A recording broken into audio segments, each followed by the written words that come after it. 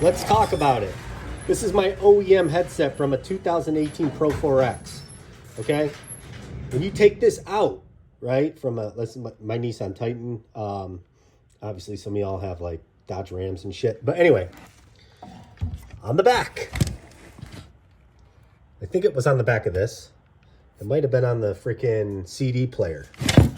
Beneath this, or no, not the CD player, but there was the temperature controls that sit right here. Okay, anyway, I looked in my garage. I couldn't find it because it's a friggin' mess. I'm sorry. But on the bottom is your temperature controls, right, from OEM. And then on the back side, there is a box. It's about this long. It's about this thick. It's rectangular. That is your temperature control module. You need to unscrew it and put it over on the back of your Android head unit. And look, I found it. So I can't really remember, though, if it was on this or if it was on the freaking back of this. Because I'm looking at this. I can't see where the screws are if the temperature control module is even on this. I can't remember, guys, but it's on the back of one of these. It's set up like this in your car, and it's a box. It actually looks a lot like this. It's like a rectangle, and you'll see it. It sticks out yay far. Okay, take that off, put it back in your truck, connect it to the new radio. You'll be good to go. Hope this helps. Now, bear with me. It's been almost a year since I installed this dang thing, and I went through a lot of the same problems that I see in the threads for Pheonix, Auto, stuff like that. So when I first popped this off, that off, pulled out my OEM, the temperature control module was on the back. I unscrewed it. Well, let me backtrack. So I saw the videos on YouTube. They said everything's plug and play. All the connectors just match up, yada, yada. Yeah, not that easy. Yes, in a sense, the connectors do match up, but it's not that simple because, for example, when I hooked everything up, my sound wasn't working. A lot of people posting about sound issues.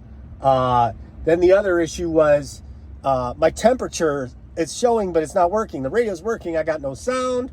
I got no backup camera. What the hell's going on? I'm pretty sure. Oh, and the USB ports. That was another one. Okay. That's a USB port. That's one of the extra ones that comes with a Y connector. I think I got one in the glove box, and then I got the OEM. Okay. So back to the temperature control module. So after I hooked everything up, like the video said, right?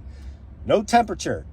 Just going back one last time. I'm just gonna. This is too easy. It looks like a rectangular box. It's about the size of, I don't even know how to explain it. A remote control, maybe a little bit thicker than a remote control. All right, it's a rectangular black box on the back of your original controls.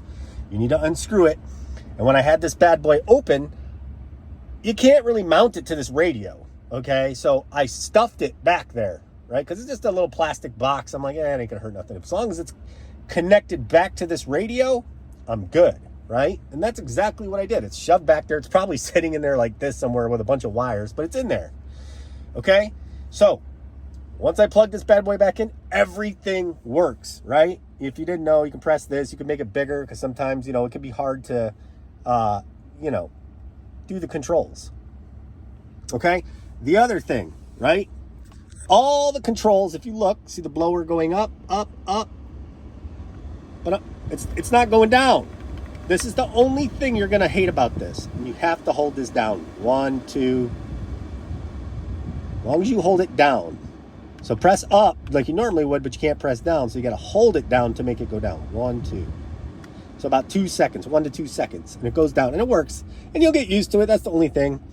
As far as your temperature goes, you got it up here. Okay. It's not that big of a deal. Like I said, you can make it bigger. Everything else works as it should. I don't even know what this stuff's for. Seat heaters, maybe? They don't even work. You know why? Because it knows that these still work, right? I got my heaters on right now. It's cold here in Texas. All right. So, that's the temperature control. That's how you'll get your AC and heat working. I promise it's super easy. It's an extra 5-minute step, if that. Okay. Another tip. Some of y'all forget to take the clear plastic off this. For like 2 months, I was driving and it looked like the old style OEM fuzzy looking soft screen. You peel it and it's super high gloss. Okay, mine's got some fingerprints on it, but okay. So anyway, I'm just giving you guys some like little tips. What's the other thing? Oh, audio, right? So this is the Rock. Fucking crap. What is it called? It's that really super high speed Rocktronic. I don't even know. I can't even see it. Rock sound set that came with the truck, right? Sound system that came with the truck. All right. And so it booms, right? When I had my OEM in there and I turned the bass up, this thing kicks like it's got a system in it. So when I hooked it all up, it was very quiet, or it wouldn't work at all. I couldn't remember which it was, but it just didn't seem like it was working properly. And I'm like, well, this is crap, man. This radio just totally degraded the sound system, because the connectors are labeled. It was like 2 wide connectors on this multi-harness, right? And they can only go in one spot. Because like I said, it's connector to connector, it's plug and play. So I used the one that said with amplifier, because I think under the seat there's an amplifier, right? Wrong. That degraded the sound. So the only other thing I could think of was like, I'm like, okay, I'm going to unplug that and put in the one that says without amplifier. Plug that in. Boom. I have got sound, like booming bass. Not to mention in the general settings on this thing's got freaking like bass boost galore. Like if you go to like sound, you put it on loud. Oh my God, dude. Like you can adjust the subwoofer, all this crap, man. And then obviously it's even got a built-in mixer. So if you didn't tweak it there, you could tweak it even more in the mixer, which, let's see here. Where's the equalizer. Okay. You can customize this. There's different settings for different sound types you like, but you can also customize it and save it, whatever you want to do, right? Another tip too, if you're like me and you just use CarPlay, I don't mess with a lot of this stuff because I set it and forget it.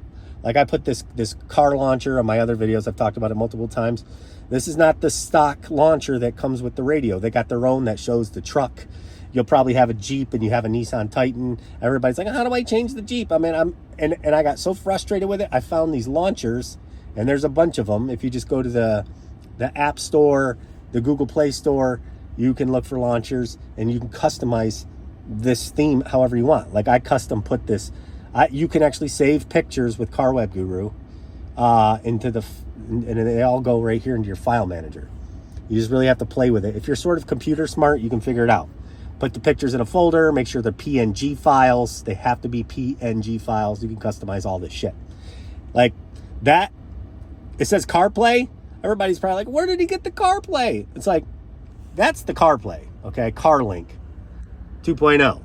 All I did was customize the icon. I went on the Play Store, went to Google searched Apple CarPlay icon PNG file. And I saved it to a folder. I made it the thing for this, right? And that's that, man. I mean, it don't get no easier than that. Now, people are talking about their camera, right? Their backup camera not working. Listen, on that multi-harness, you've got a lot of wires and things going on, right? They're labeled. Sometimes the labels fall off. Sometimes they're just mislabeled, like the damn amplifier one. Try leaving the radio on, the car on, unplug the yellow jack that you have it in, plug it into a different yellow jack. I believe the yellow RCA jack, which looks like the old style. Yellow to yellow, plug it in, put the damn thing in reverse, see if your camera comes on. It takes a half a second, okay? I have my OEM camera on here. It all works, okay?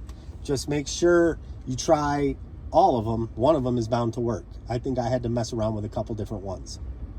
Another thing, if you're like really like nitpicky, like the only other thing is like the wires for a while would bounce around and then the sound would kind of like, you know, because they would short. So if the wires, like the RCA jacks inside here for audio and everything starts touching each other, it will like make a short sound and then it'll pop and crack. And it didn't ruin my radio, it didn't ruin my sound system. So you just got to be cognizant of how you're stuffing your wires back in there. You know, a smart person would maybe wrap some electrical tape around the RCA jacks, keep them from disconnecting and touching each other. Another thing would be, you know, maybe use some zip ties or something. Okay, clean it up. Me, I'm lazy. I really just connected everything and stuffed it in there like a lazy ass. Because, you know, when you're messing with this thing for hours on end, you're just like, you just want to be done, right?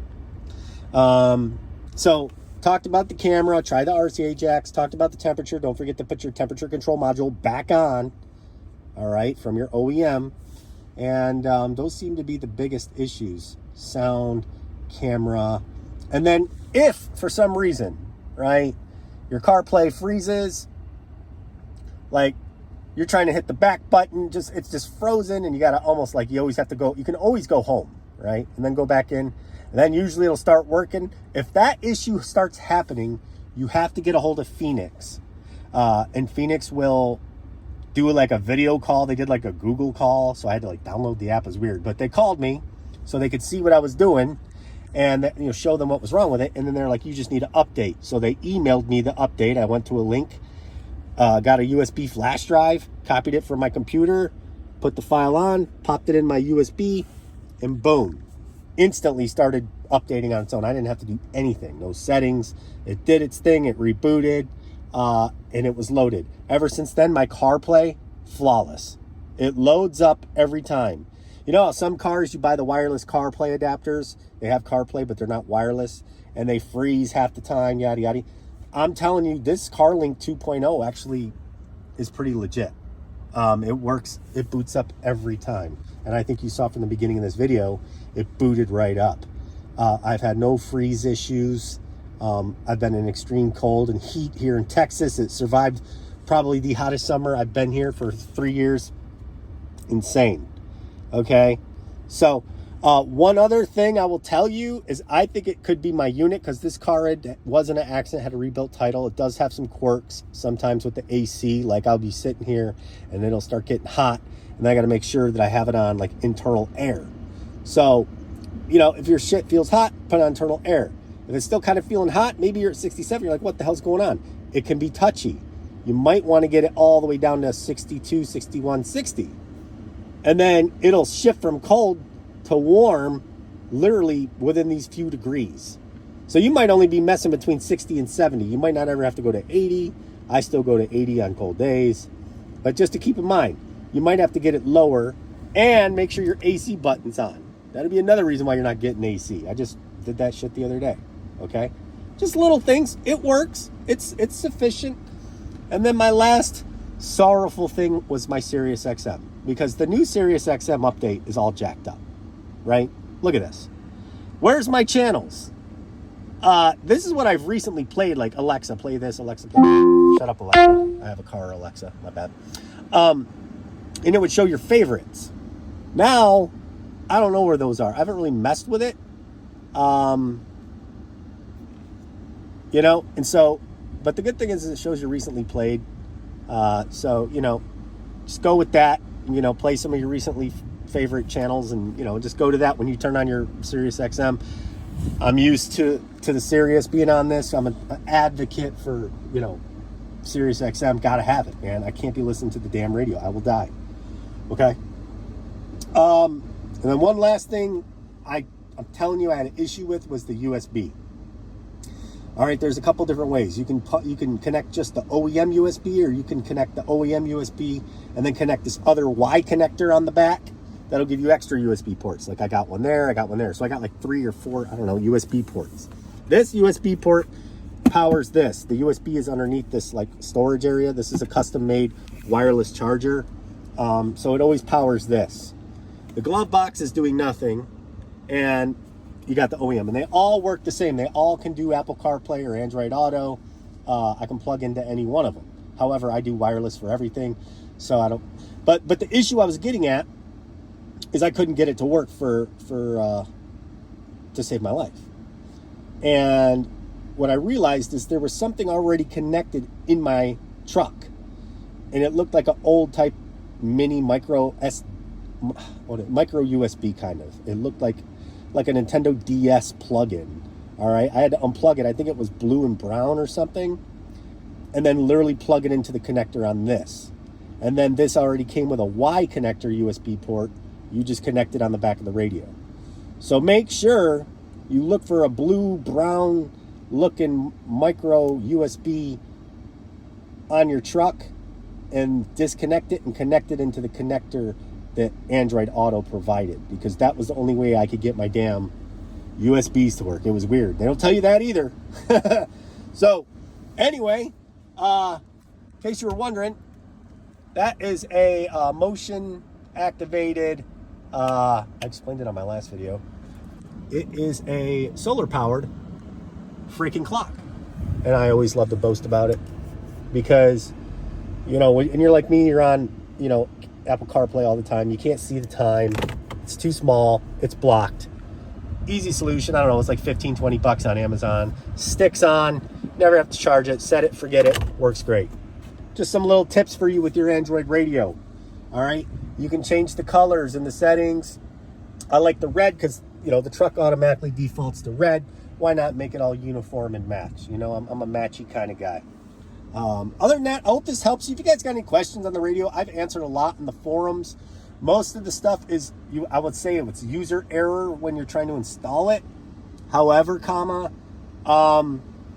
you know, they don't give good instructions, okay? You gotta just play with it to get it right. But like if you do some of those steps that I told you, maybe it'll save you the heartache when some of you I know are dying and waiting to get this shit in 3 or 4 weeks from China.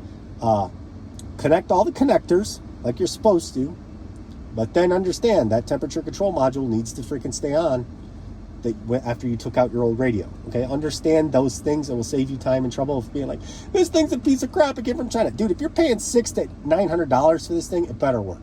Okay, and it works. And I'm not even a goddamn friggin' electrician. Okay, I usually pay people to do this kind of stuff. I can't believe I did it myself, to be honest. If I did it, you can do it. Spaceman can do it too. Hope you all have a great day. The video's long enough. Peace.